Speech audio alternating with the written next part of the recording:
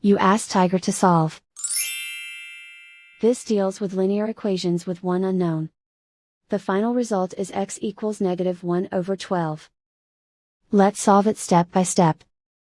Group all constants on the right side of the equation. Subtract 31/3 from both sides. Combine the fractions. Combine the numerators. Reduce the zero numerator. Simplify the arithmetic.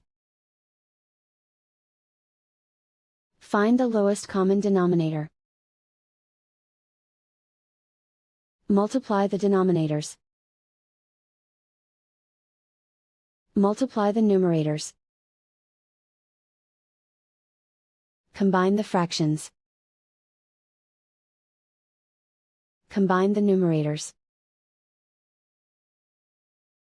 And so the final result is x equals -1/12.